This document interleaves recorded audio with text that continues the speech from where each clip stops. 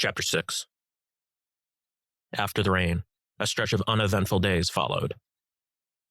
Autumn arrived. It got much colder. Then one day, Coronado held a meeting with his captains, and all agreed that the village of Tiji would be the ideal place for the army to rest for the winter. It turned out to be a unanimous decision, and on the following Sunday, the entire army assembled and circled back west. According to the guides, the province Tiji had enough food and shelter to supply the army for quite some time. When the Turk was asked if he knew of such a place, he said he did. It was a peaceful, humble place, he said. It was only 20 miles away, and furthermore, it was a place which hardly snowed. In a 2 days' journey, the Spanish discovered many streams and river flows that came across rocky slopes and bends. And the following day, they found the province of Tiji, which was a very large settlement of several connected tribes that stretched across 4 miles.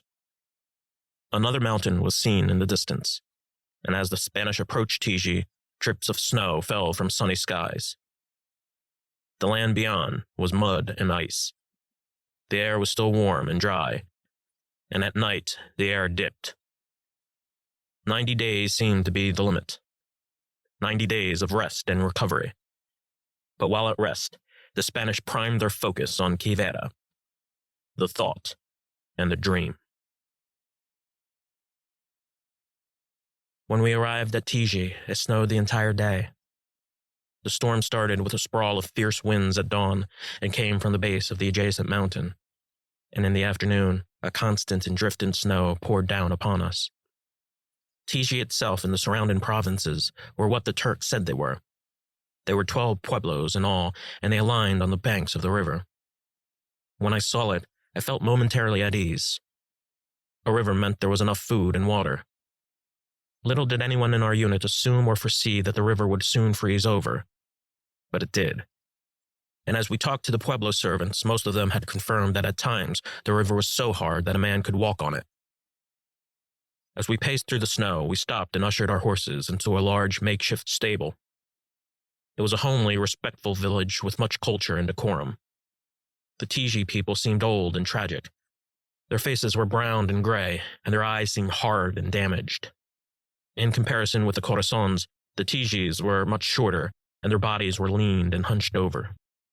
We found out that all villages were governed by a council of elder tribesmen. But the curious and alarming fact for me was that these people never once smiled. I assumed that it was unaccustomed for them to do so. Their countenance remained stern, and they resembled the canyons below, strong and beautiful, but ultimately isolated and unconcerned. So the winter began. I was never so cold in my entire life.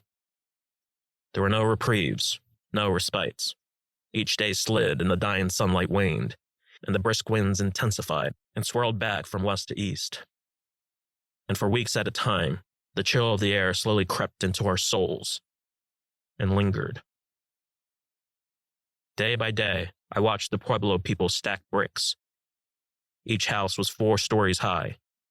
Each villager looked extremely focused at work and showed little to no expression.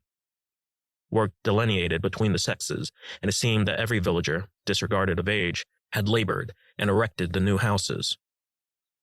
As days passed, I watched them make bricks and studied their process. It was a long and tedious process, but they seemed not to mind. The women mixed the plaster and erected the walls, while the men took to the trees and came back each day with thick timbers. I was curious to find out they had no lime, but they did have mud, and they made their mortar by mixing it with charcoal ash. Each house was uniquely designed, but the layout of each house was very familiar. And inside all the houses, we found floors paved with large, smooth slabs of animal skins. The cold felt worse at night. Many nights I felt a terribly empty feeling that I could not put into words. The men warmed themselves among the fire. They certainly needed rest. I had never seen men so tired in my entire life. Their eyes were dim and seemed as if they would fall off if given a chance. And so what could we do but sleep and dream again and forget our pain? It seemed it was the only thing we could do. One night, I went to Coronado's tent. When I got there, I was surprised that it was empty. I gathered that he was either at some other man's tent or alone somewhere, walking in his unusually strange and unnatural state. I overlooked his stationery and read his notes. The parchments weren't addressed to anyone, and Coronado's penmanship looked jagged and jumbled and strained. I tried for several minutes to discern, to gauge, and to draw feeble conclusions. It looked as though it were a puzzle only a madman could solve, and I couldn't read a word. I noticed, too, that his pen was dulled to a thin point. If my father had seen him in this light, he would have no doubt cursed Coronado to hell, calling him an educated fool. I'll admit that I had those thoughts myself. Learned men who shut off the world never get the respect that they think they deserve. And clearly, Coronado was one of them. But I also knew deep down, no other man in his right mind would have led us this far. He was mad, yes. Yet more importantly, he was aware of the fact. And when I saw him approach the tent, I merely shook his hand. As the days in Tiji progressed, word spread of giant beasts that roamed north. The Pueblo men called these beasts buffalo, and confirmed that they hunted them throughout the autumn and winter. They described these buffaloes as large as bulls, with piles of fur that covered their entire faces and hindquarters. Later, the elder tribesmen of the Pueblo met Coronado. They talked for a while, and after the decision, Coronado deemed it necessary that we do some of our own hunting. So we did. For 2 days, we roamed east into the wilderness. Ice had formed overnight and stayed throughout the morning. On the third day, we found the remnants of dung. Then we found a tiny stream that cut in between the grass. And on the fourth day, we found the stream, and it was there that we had found the buffalo. At first, we only found 3 of them. They were full and thick, and their horns were small and sharp. We watched them sink their faces and slurp the water in large gushes, and we heard them snarl loudly. It wasn't until I saw the beast up close that I knew just how large they were. They were enormous.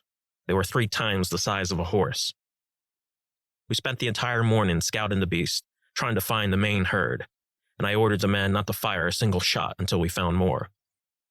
Then around noon, Julio shouted and pointed to a slope at the far end of the plains. As we came to the spot, we looked down and found the herd. I lost count of how many came across my sight.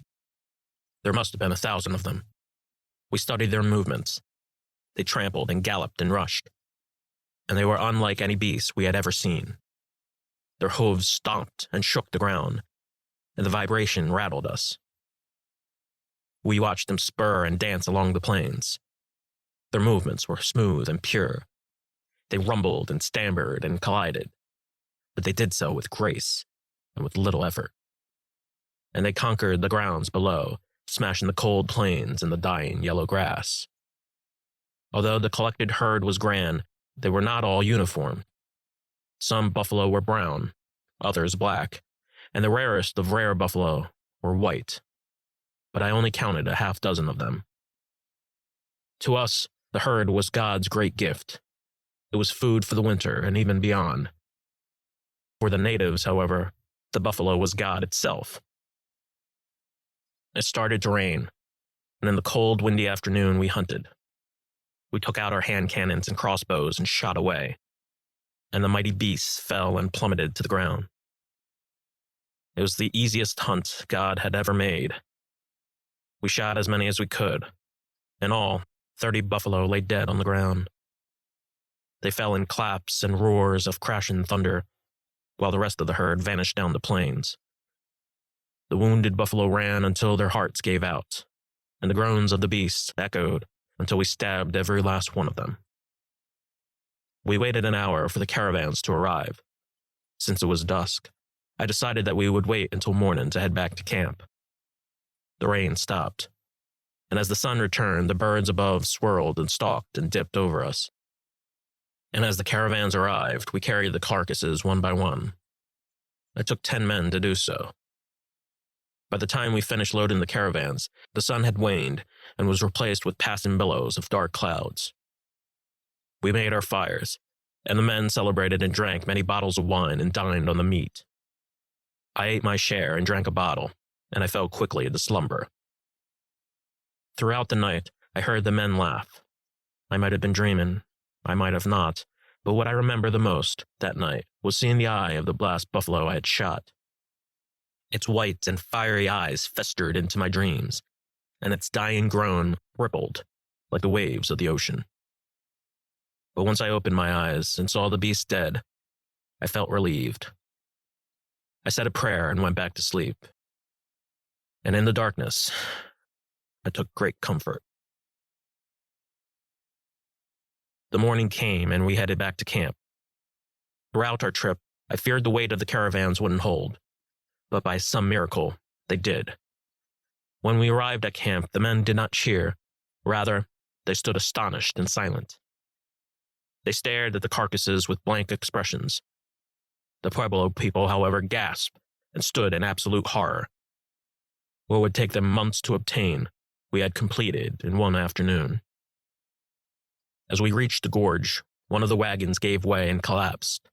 The carcasses slumped down to the ground and had formed into a gigantic pile. I ordered the men to divide each carcass by unit, and as the men rushed over, they picked up the carcasses, grabbed their machetes, and got to work. I ordered the Diaz brothers to be the main butchers, and I watched them with the same appreciation I always did. They estimated that the entire lot of meat would take a week to dress and prepare. They worked fast and put in long and hard hours. First, they took out the hides and cut the thick outside skin. Then they cut off their heads and let the blood drain down to the sand. And finally, they took the carcasses, split them in half, and hung them upon bent wooden poles. And so, one by one, they made their primal cuts. Necks and shoulders, backs and legs, chucks and ribs, plates and flanks, and loins and rounds. At rest, they sharpened their knives, and with each passing night, the Diaz brothers thought of the long day ahead of them and their individual quotas. They knew they had to work fast and that the meat would quickly spoil, so they approached a vacant stone pueblo and filled it with packs of ice and leftover snow. And as the piles and piles of butchered meat packed up, it became harder and harder to find storage. But in due earnest, they saved everything. The intestines and organs were issued as primary gifts to the villagers, and the tongues and hearts were given especially to the elder statesmen and chieftains of Tiji. After several days, the whole village stank of blood and chilies, and the smell lingered on for as long as I could remember. But still, with their sharp knives and saws, the Diaz brothers cut into the beast. And as the blood poured down, it stained the sands and had formed its own reservoir, which seemed to get deeper and deeper every day. After another 3 days, the Diaz brothers had finally finished. There was enough meat, seemingly, for 2 winters. The hides of the buffalo, too, were auctioned off to the highest bidder. What was left over was relegated to the remaining men, though in much smaller garments. And by a week, almost every man in the village wore heavy, warm buffalo skin, which they draped along their shoulders.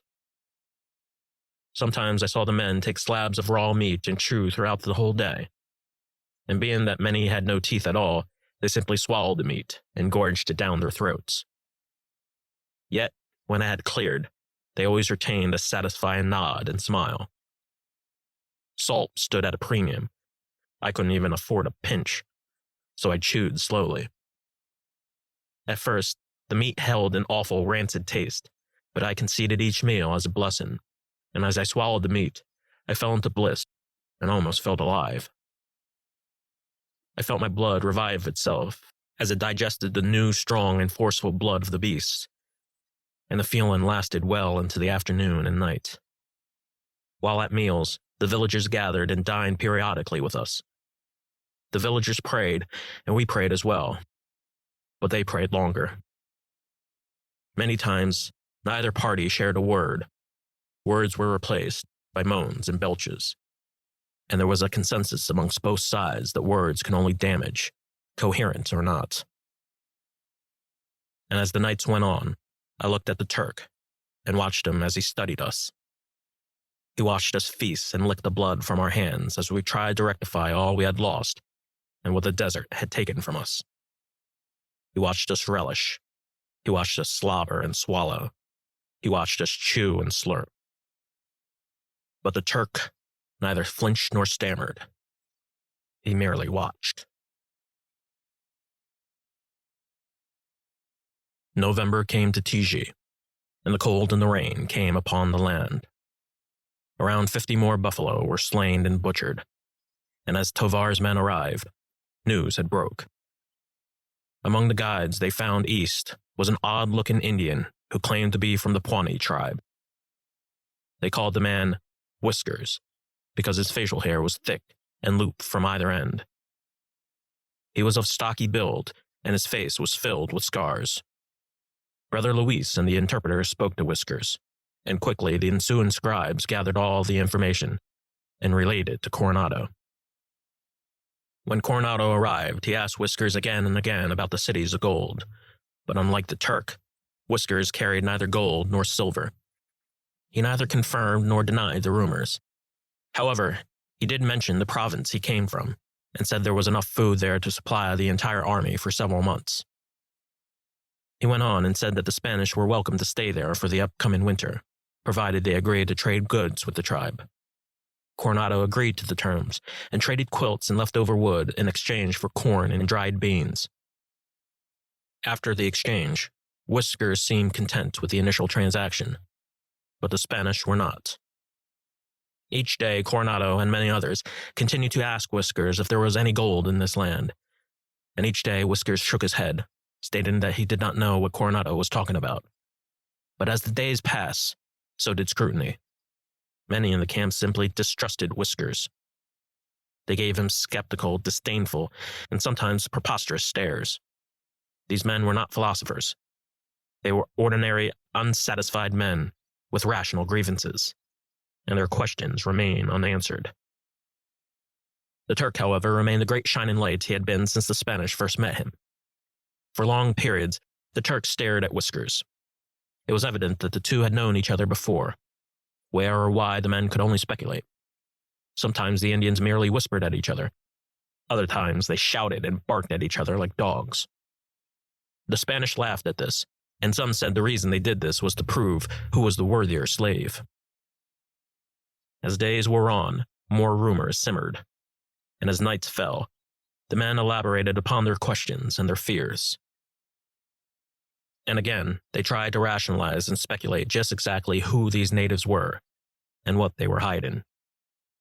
They went on and muttered their thoughts aloud in the icy air. This Whiskers, I don't trust him. Why? I just don't. Look at his face. I've heard that this Turk was a slave of Whiskers and that he had escaped some time ago. I've heard just the opposite. I've heard that Whiskers is the slave of the Turk. Then which one is true? They're both bastards. That I can agree with. Well, you didn't hear what I heard. Pray tell, what did you hear, you little shit? I heard they both knew Esteban. Esteban? Yes. Who the hell is Esteban? Don't you remember? Esteban was the Moor who was with Marcos. He was? He was also with Cabeza de Vaca. What the hell does that have to do with anything? If these natives knew of Esteban, they must know of the cities. In other words, we finally found the right guides. I can't follow your logic at all. I can't either. So these natives knew them more. What does that mean? It means that we're on the right path, that we are not as lost as you think we are. You assume a lot, my friend. At least the Turk brought something. This Whiskers is useless. I'm still wondering where the Turk got that treasure from. The Turk knows everything. It seems that way. He'll show us these cities. We'll own these cities. Every last one of them. This hell has got to end someday. I have faith in the Turk. Don't have too much. And as the men readied themselves for sleep, they bade each monk and priest a good night. And out in the darkness, Luis remained alone. During the night, Luis recited his rosary. His hands turned blue and numb. He thought of his mother and prayed for her soul. Then he prayed to the Virgin Mary for guidance and comfort. He heard the other priests by the trees. They sparked lanterns of incense and blessed small twigs and ragged dry leaves. Then they sang hymns in the harsh wind. One priest read out loud from the book of Daniel, and the monks sounded off in accord. And soon, Luis gave in and joined the bellows of harmony. And with his trembling hand, Luis took out a bell and a hard branch and struck out uneven chimes. The night went on. Luis prayed and meditated. The prairie winds howled, and again, Luis drifted into dream. Many images and voices sauntered in his mind. The images were of mountains and deserts and islands he once knew. And there, in heaven, was Christ with his mother. But then the images swirled and broke into pieces. Voices shouted from the sky. The voices of Marcos and other priests he knew. Some spoke in prayer, others shouted and cursed. And the bells of San Juan Bautista rung on. And the king Nebuchadnezzar, who hailed from Babylon, presented the golden image. Then the truths rose to the surface. The reason why he was here. The day repeated, every moment in detail. That day in the desert, where time had stopped. The day Luis had seen the devil. The day Marcos lost his mind. The horror. And the city Luis never saw. And Marcos cried again. There they are, Luis. Esteban was right. The city's Luis. Don't you see? Salve Regina, Mater Misericordiae. Esteban! Esteban! But there were those who did not worship the golden image, certain Jews among them. Your whole life is a lie. Your whole life is a lie. Your whole life is a lie. Vita dulciro, et spes nostra salve. My God, they're beautiful, Luis. We're here, Luis. They gathered Shadrach, Meshach, and Abednego, and a fiery furnace awaited them. Vita dulcedo, et spes nostra salve. It's a lie you've believed in for 20 years. No, Luis screamed. Damn you all to hell. He awoke. His face was filled with tears, and he knew someone was watching him. He heard sounds of laughter, seemingly from above. He turned around. He turned side to side. And there, 5 feet in the distance, stood the Turk. They stared at each other, and once again, Luis fell into the Turk's gaze, deep and beyond, deeper still. But when the trance was over, nothing was left. No angels, no spirits, no lights transcendent. There was only the moment, and the darkness. And as Luis screamed, the Turk laughed again. An unexpected hot and dry morning arrived. The air sank dense and humid, and all throughout the afternoon, I searched for my horse. I crossed over to the edge of the stables, thinking perhaps someone had laced its reins by mistake, but it wasn't there. I asked the stable boys if they had seen the horse. All of them shrugged. They seemed honest enough, and generally concerned. Then a drunk man staggered towards me. Are you Captain Sardina? The man said. I am. I'm afraid I found your horse. I followed the man for about 10 minutes, and there, not far from the stream, I found it. It lay on the sand, and rocks and flies had already formed over its tail and hide quarters. It must have died while I was asleep. We found them this morning, said the man. Captain Tovar said for me to tell you. The man left. I stayed quiet and still for a long while. I stared at the carcass. Its face was mauled and covered with sand. It bled from its teeth. The blood dried and stank. Its nostrils were cold and brittle. Its back was soft, and its hind legs were hardened and thin, and its whole body was covered in crusted mud. I knew it would happen soon, but I was still shocked. In those seconds, I was hopeful that by some miracle that I could resuscitate it. I listened for a sound. I listened for a swallow, breath, or a snarl. One damn sound would have been enough. But there was nothing. And my miracle had been denied. Then another man approached me from behind. It was Tovar. He stared at the horse, then let out a sigh. Then he rolled his eyes. "Don't cry over dead horses, Sardina," he said. I didn't respond. "It's a good thing there's food in this land. If there wasn't, we'd have it for dinner." He was right, and I forwarded no objections. About 2 days had passed. I stayed close to the wagons, and the raw smell of hides hovered over the camp. Then one morning, another troop of hunters returned to the pueblo with caravans filled with buffalo, and again the men cheered and gawked. In all, there were 7 caravans, and all of them were filled to the brim with buffalo. They must have slaughtered 100 of them. I scouted the wilderness south. I knew I could no longer endure it, so I went back to the pueblo and headed to the stable to see if I could afford a mule. A man named Garcia was the stable manager in charge of trades and exchanges. By the look of him, he looked like a son of a bitch who would overcharge me, and after a few exchanges and quips, my assumptions were proven correct. His inventory was terrible. 2 of his prized possessions were a pair of black Arabians, and both were outrageously expensive. The rest of the lot were mules, tired and pathetic fillies, and a couple 2-year-old Munchinos that looked ancient in pain. Minutes passed, and I looked all over, but nothing had changed. "Have you any others?" I said. "No, I have not," said Garcia. "Why do all these horses look weak?" "Weak? These are the strongest horses of all Spain. How dare you insult me?" "They look weak." Of course, I was being facetious. They looked beyond weak. They looked half dead, and I knew most of them wouldn't last 2 weeks in the desert. "What about the fillies?" "The fillies are not for sale." "Why?" "They're not for sale." I looked for better options. There simply weren't any.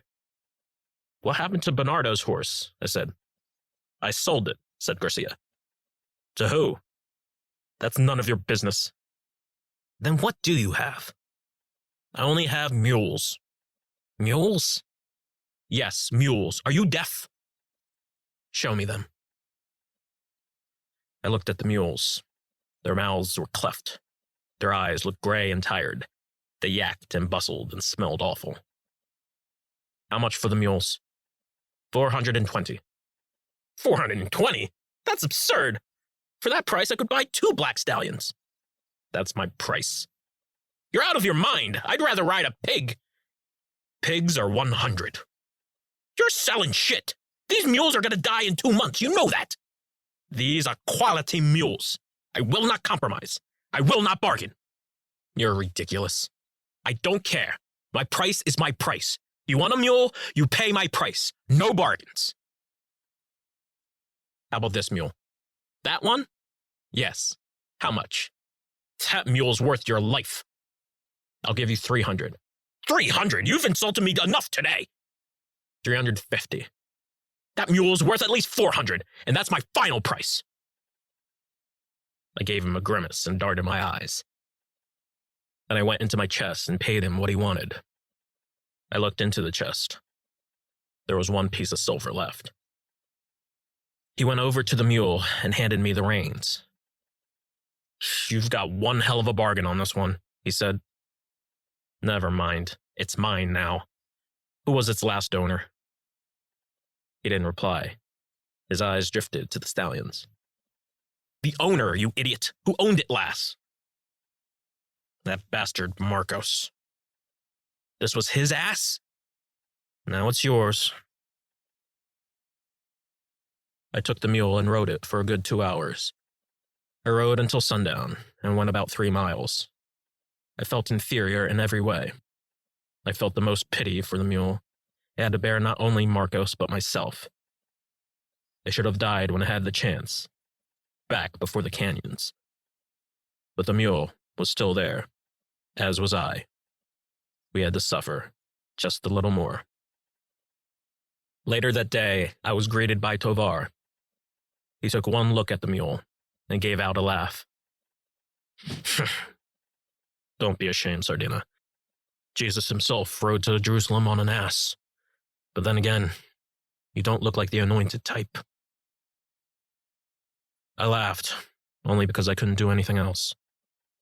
Then I followed Tovar back to camp, and he invited me over to his fire.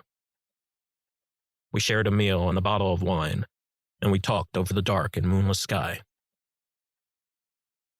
How far are we from the others? Far enough. Do you think they'll catch up by next week? God willing, if we're lucky. And as Tovar took out another bottle of wine, he reached over and uncovered a square chessboard. Know how to play? I rolled my eyes. Yes, I'm afraid I do. Thank God for small miracles. We set up the board and commenced. At the very start of the game, I noticed that Tovar favored the rook and the bishop very much. And likewise, I countered with knights and an abundance of pawns. Although Tovar was not as clever as Soto, he knew all the strategies. It was one of the longest games I ever remembered playing. I lost count of how many moves we had made, but it was well beyond 4 dozen, and we played to the bitter end. During the midpoint, Tovar sighed and broke the silence. You're quite skilled, Sardina. I have to say I'm impressed. I've been playing for a long time, I said. I can tell, he said. We exchanged pieces. I looked at the board. I had 9 pieces. Tovar had 8. Well, someone has to win, I said. Someone has to lose, too, said Tovar. But, as it were, neither was the case. A painful hour elapsed. All that remained were our 2 kings, and the game ended in a stalemate. We scowled at each other, and shrugged our shoulders. Then we set the board aside and talked about other things. Then I grew bored and bidded Tovar good night. I headed to Coronado's tent and saw him hunched over in his blankets. He was still writing. We talked. I tried to feed him golden lies, but I was simply running out of them. With each lie, I felt as if I were bleeding from an open sore. Later, we heard the yips of coyotes and the howls of the winter wolves. Then he turned to me and tried to smile. Beautiful beasts, aren't they? He said. Yes, they are, I said. You have any other stories to tell, Sardina? No, not at the moment. We talked about things we had lost and things that we could not return to. We talked about things that we could not redeem and things we'd never find again. His words were pained and incredibly odd. So were mine. Then we talked about Marcos. Do you think he's dead already? Coronado asked. He might be, I said. I think he is, Coronado said. It would be better if he were dead. I could have killed Marcos right then and there, Sardina. I wanted to. Cardenas was right. We were following a fool. Priest or not, he was a goddamn fool. But I couldn't, Sardina. Something in me couldn't kill him. I still don't know why. He paused and turned. And now we have this Turk, this El Turco. He is the devil, isn't he?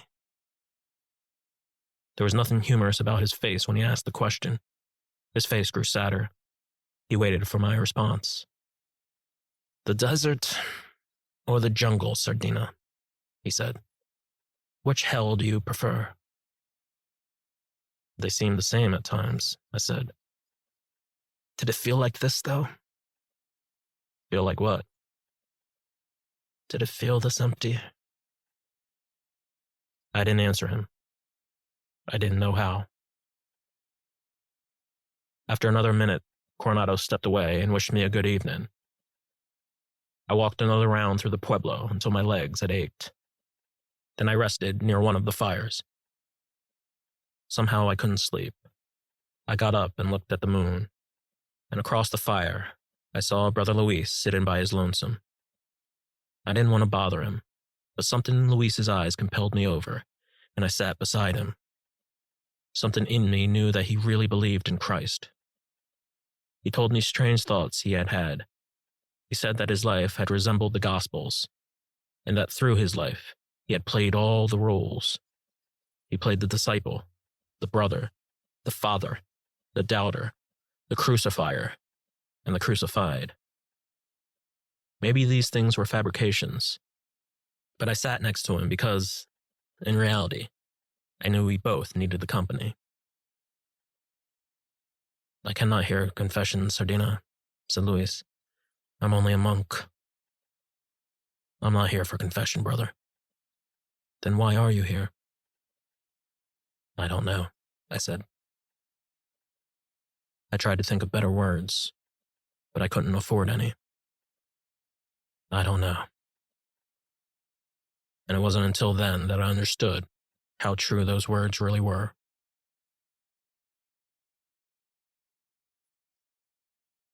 More time had passed.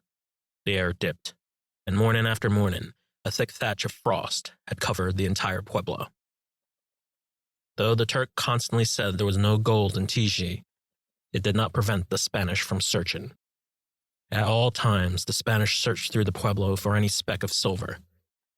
Led by Whiskers, the Spanish went north and east. 2 days later, they found a gorge 10 miles from the pueblo. Deep within the gorge, they had found a plentiful quarry of rocks, walls of hard, jagged stones, and a path of crumbled clay pots and fire pits that seemed to have no end. Whiskers said that this was a burial of his ancestors. He repeated endlessly that there was no gold there, nor silver or jewels. There were merely bones and ashes. Yet none of the Spanish believed a word. None at the time knew what the quarry was, yet for the moment, it awoke the spirits of all the men. It was strange and somewhat holy, but what it represented was much more. It represented a hope and a new obsession.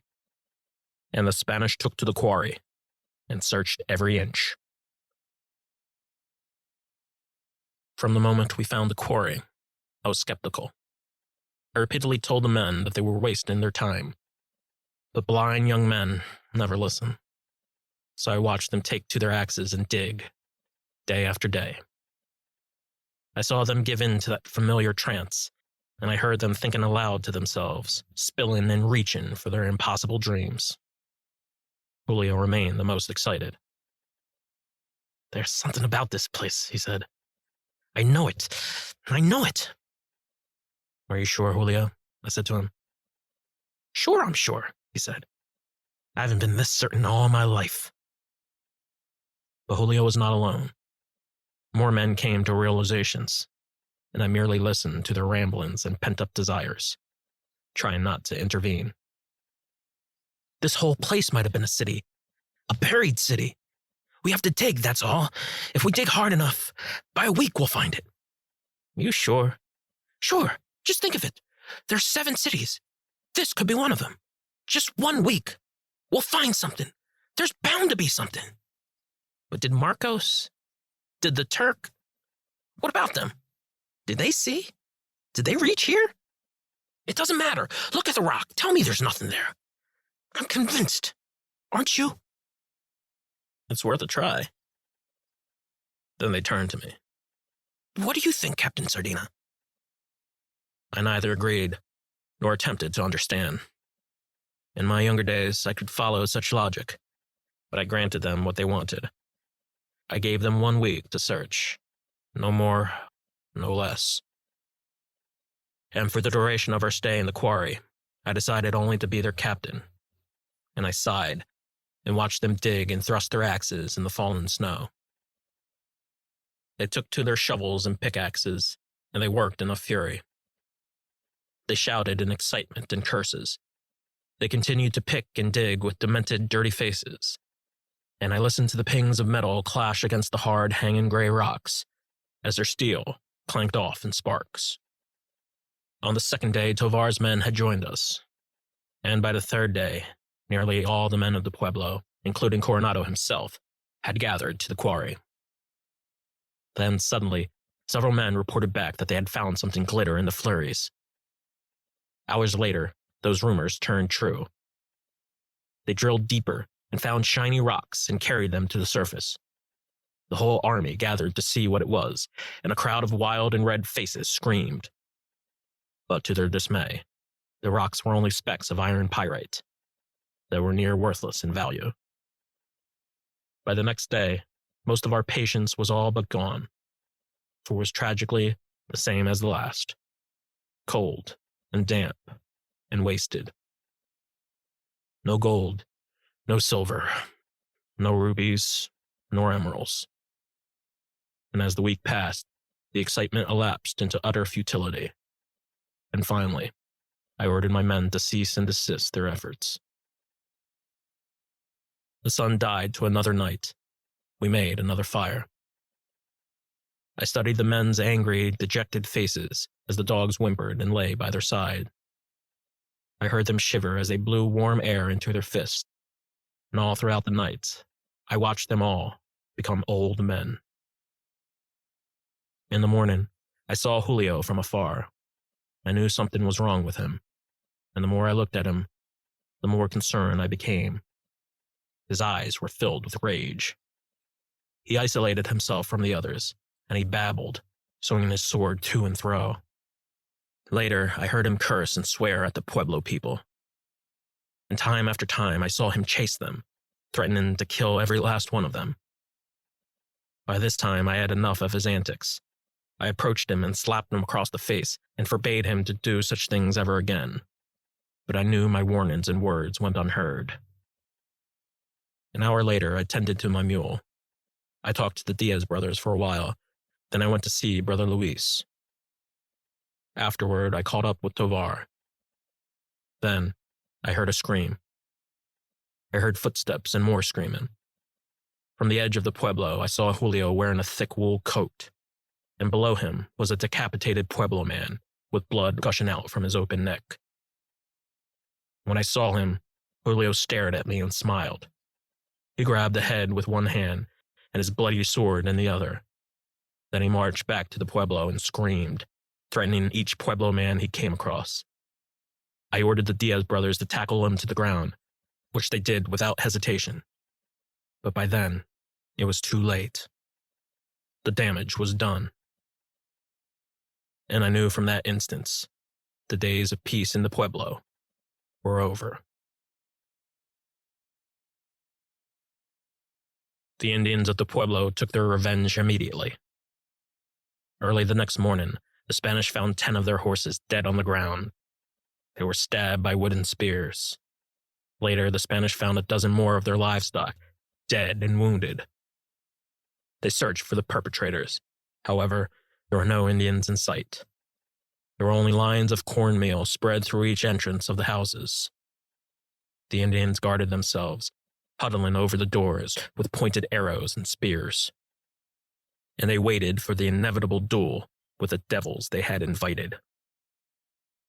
At noon, a Spanish scout had been clubbed in the head with a rock, and soon a yell echoed through each of the houses. The Spanish received word and put on their armor. They waited on the outskirts of the pueblo. Then the signal was given, and as the Spanish marched back to the houses, the war in the pueblo began. Coronado shouted out his orders. We were to smoke them out from under. The men lit torch after torch, and the smoke rose and rolled in huge black plumes, and soon the pueblo people rushed out, choking and sprinting for air. By the end of the day, all but a few of the Indians had abandoned their houses. We watched them flee into the night. Some men had followed them.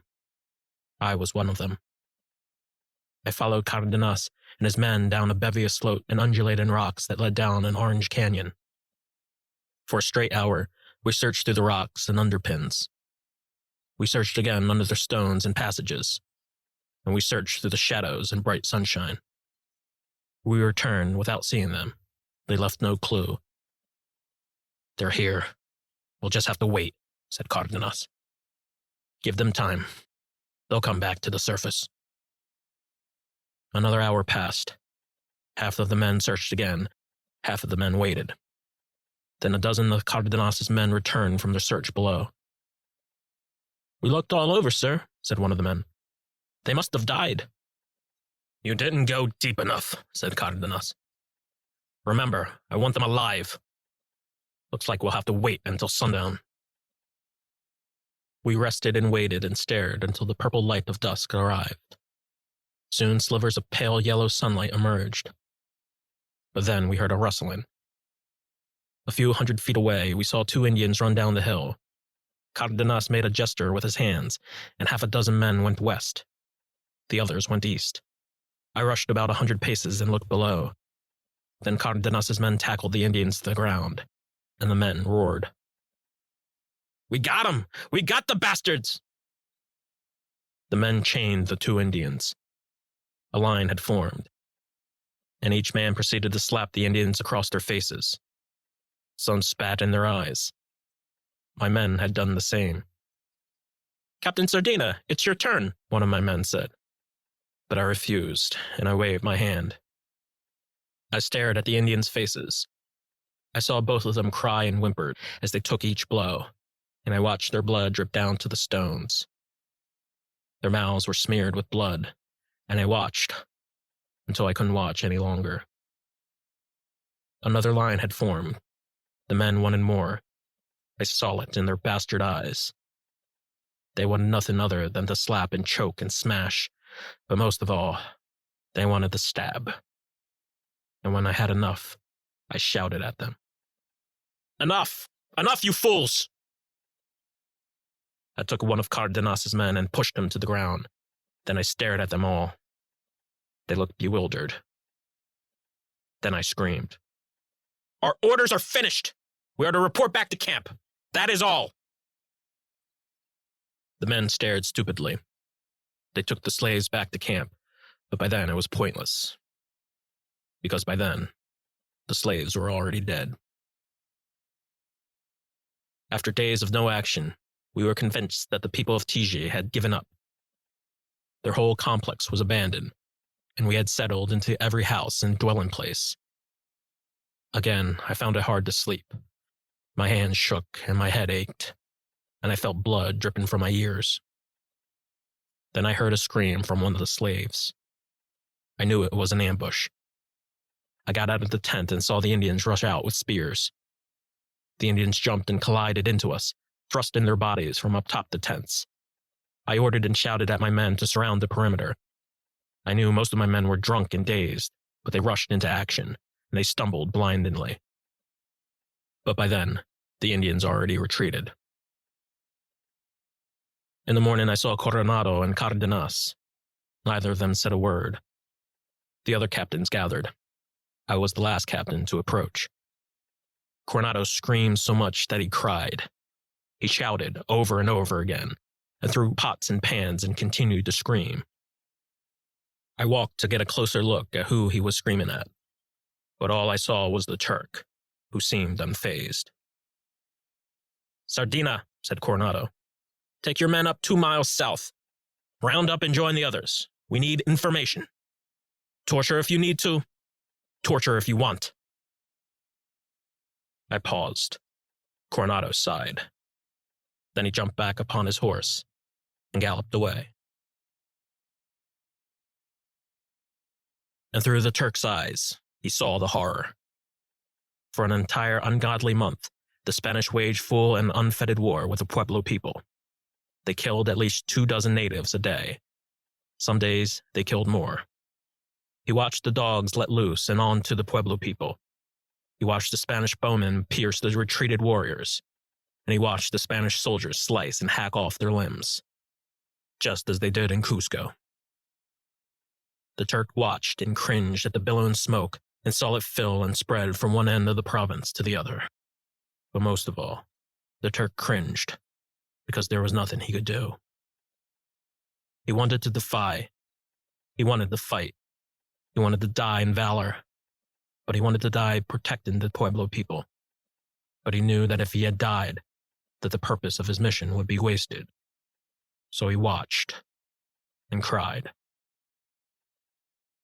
At the very start and very end of the day, Coronado made it a point to stare at the Turk and sneer at him for a full minute. He approached the arrested warriors and ordered their instant execution. And for hours on end, Coronado simply walked around the pueblo with a lit torch and a grimace. And at the end of each day, Coronado took a long look at the day's siege. But somehow, there was not even an ounce of satisfaction on his face. And still, the pueblo's Atigi burned. All of its history had crumbled to ashes and vanished asunder. And the Spanish burned and burned until the pueblos were no more. I can't remember how many I stabbed. I can't remember how long it lasted. Some said it was 3 months. Others said it was merely 3 weeks. But what I remember most were the screams. Their screams and ours. The screams of the horses and the cattle. And the screams of the women that to this day I hear in my horrible dreams. The sieges reminded me of the sieges of Cusco. When the sun rose and the light returned, I saw many faces covered in blood. One day I counted 50 dead Indians that lay on the ground. About a quarter of them were women. Many of them we never saw before, but those we did recognize, we knew for certain. Some of them were our servants, even before we left Compostela. We targeted a dwelling place 2 miles from the center. It took us 3 entire days to take it. In that time, much remained the same. We tortured and killed, and the men had their way. And as each day ended, we made a fire and burned the bodies. We watched the smoke build and smolder as skulls and flesh melted and were engulfed in the flames. And we watched the pile burn and burn. I searched for Brother Luis, but I couldn't find him. I imagined him praying. Perhaps he was denying like Peter. Perhaps he was waiting for a cock that would never crow, and clinging to something he thought he understood. But he wasn't alone, because as I watched and watched all these familiar events unfold before my eyes, I did not enjoy any of it. I remained numbed, and my heart was filled with pain. Later, we found and captured the Indian they called Whiskers. We had learned from the translators that he had been leading the rebellion from the very start. Coronado issued his final judgment without reconciliation, and Whiskers' torture had been ordered to last for an entire day.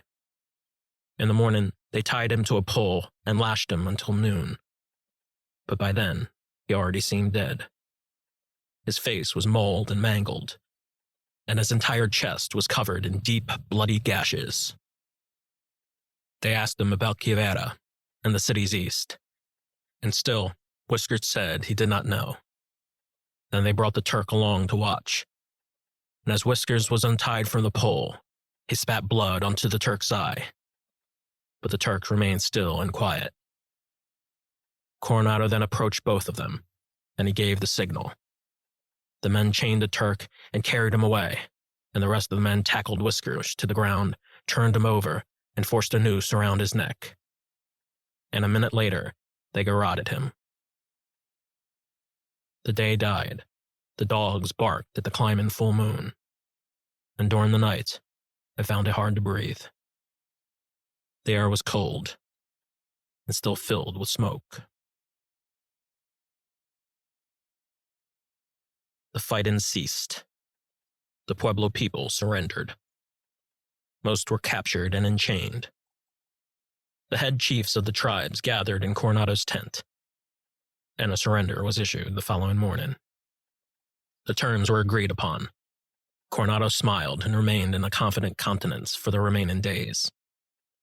He then approached the Turk and unleashed him from his chains.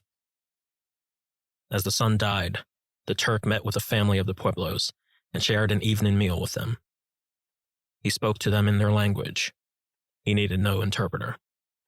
The Turk spoke more and more, and he gave the family his promise. It was a promise that was his alone to keep. The family listened and nodded in agreement, For the Turk revealed to them the truth, that they were still here, they were still alive, and the Turk reminded them of that fact many times. "I can't promise I'll kill all of these devils," he said, "but I can promise that I will drive them all away." Then he held each of their hands and repeated his promise. "I'll drive them away as far as I can." And with that, the Turk made his departure. The family stood and watched the Turk stagger back to the Spanish, and his words circled through their minds. Throughout the night, the family prayed to their gods to assist the Turk in his mission. They prayed long and hard until the rising sun, and when they opened their eyes, they smiled. The next day arrived just like any other. The Pueblo people ate and worked and prayed and slept. And as the sun set again, they looked over and smiled again at the night stars. They knew a new day was soon to come, and they knew the Turk would keep his promise.